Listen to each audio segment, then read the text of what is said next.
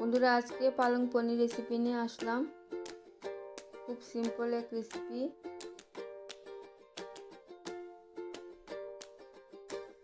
পুরো ভিডিওটা দেখার জন্য অনুরোধ রইল।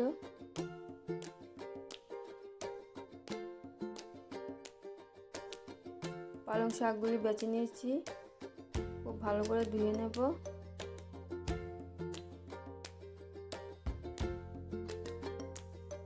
সবগুলি পালং শাক ভালো করে ধুয়ে নিয়েছি। পালং শাকগুলি কেটে নেব। কাটা হয়ে গেছে।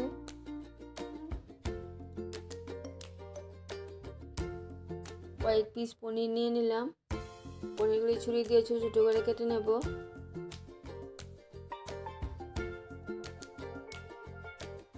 পনিরগুলি কেটে নিলাম।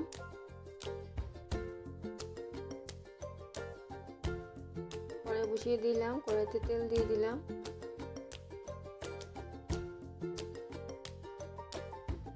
তেলটা গরম হয়ে গেলে পনিরগুলি দিয়ে দিলাম। কিছুটা পনির প্লেটের মধ্যে লেগে রয়েছে, এগুলিও দিয়ে দেব। সবগুলি দিয়ে দিলাম। সামান্য লবণ দিয়ে পনিরগুলি হালকা ভেজে নেব।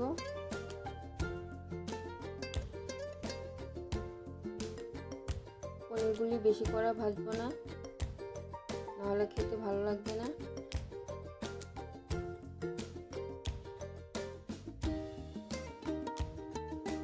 পনিরটা ভাজা হয়ে গেছে, ছেঁকে তুলে নেব।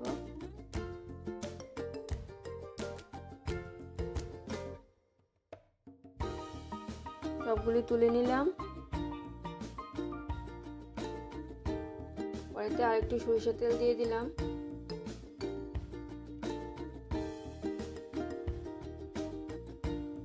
তেলটা গরম হয়ে গেলে ফোড়নে দিয়ে দেব শুকনো লঙ্কা, তেজপাতা, মেথি। তেলটা গরম হয়ে গেছে, প্রথমে শুকনো লঙ্কা তেজপাতাটা দিয়ে দিলাম। শুকনো লঙ্কা তেজপাতাটা হালকা ভাজা হয়ে গেলে মেথি ফোড়নটা দিয়ে দিলাম।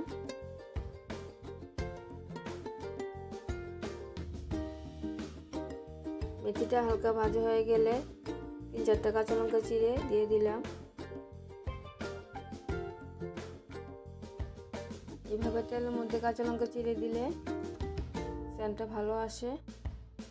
কাঁচা লঙ্কাটা দিয়ে পালং শাকটা দিয়ে দিলাম।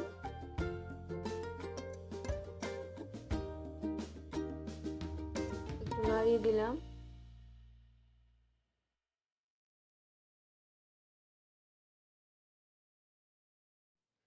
পালং শাকের মধ্যে লবণ দিয়ে দিলাম।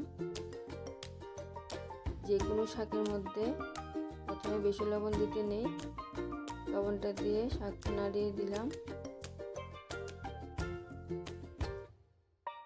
শাকটা অনেকটাই নরম হয়ে গেছে।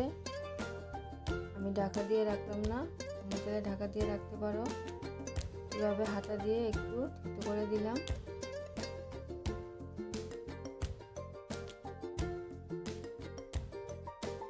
শাকের জলটা অনেকটাই শুকিয়ে গেছে। সামান্য হলুদ দিয়ে দিলাম।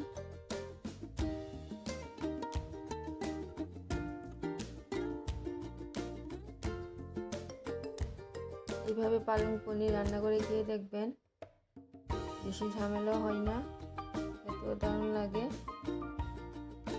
শাকটা অনেকটাই হয়ে গেছে। পনিরগুলি দিয়ে দিলাম। বাকি পনিরগুলিও দিয়ে দিলাম, এর মধ্যে লেগে রয়েছিল।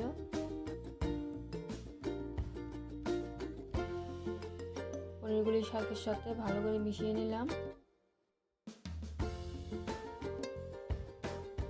মেশানো হয়ে গেলে টেস্ট বাড়ানোর জন্য সামান্য চিনি দিয়ে দিলাম।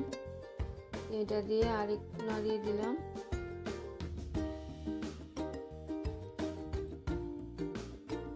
খুব সিম্পল পালং পনির রেসিপি কমপ্লিট হয়ে গেছে। রেসিপিটা ভালো লাগলে আমার পাশে থাকবেন, লাইক কমেন্ট শেয়ার করবেন। আমার ছেলে আর আমার বর বারবার খেতে চেয়েছে রেসিপিটা। তোমরা বানিয়ে খেয়ে দেখবে। দেখা হচ্ছে পরে ভিডিওতে। সবাই ভালো থাকবেন। ধন্যবাদ সবাইকে।